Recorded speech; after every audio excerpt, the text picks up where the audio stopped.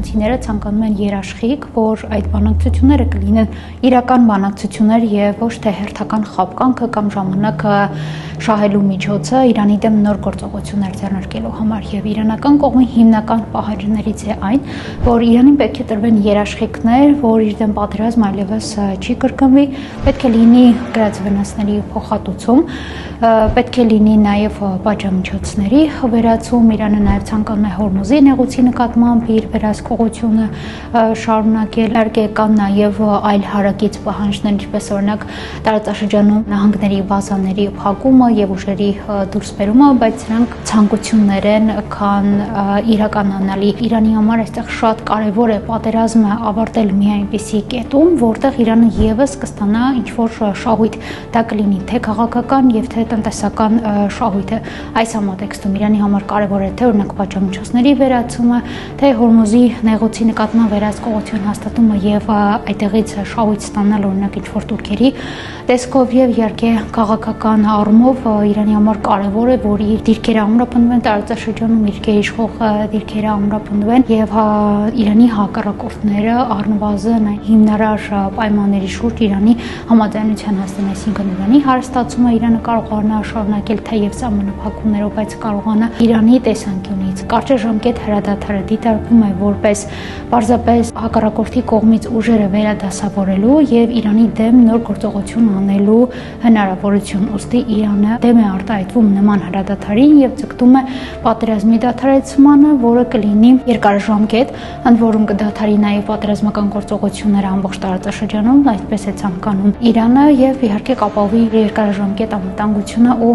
տնտեսական շահերը։ Դեռ նախորդ տարի նահանգները հայտարարում էր, որ Իրանի միջուկային պոտենցիալը վերացրել են, բայց այս տարի նորից նույն հայտարարություններն է կրկնում, այսինքն առնվազն նախորդ տարի Իրանի ողջ պոտենցիալը չէին վերացրել եւ հիմա են փորձում դա ավարտին հասցնել, չնայած էլի հարց է առաջանում, ինչքանով է դա այսպես 100%-ով հավանական։ Այն որ լրջագույն վնասներ են պատճառել, դա փաստ է, բայց արդյոք լիովին վերացրել են, դա առայժմ հայտնի չէ։ Նույնը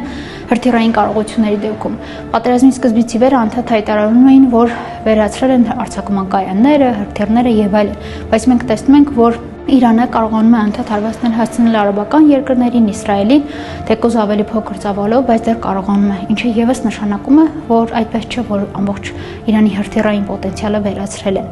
Ու այս առումով նույնը նաև հոբու պոտենցիալին, չնայած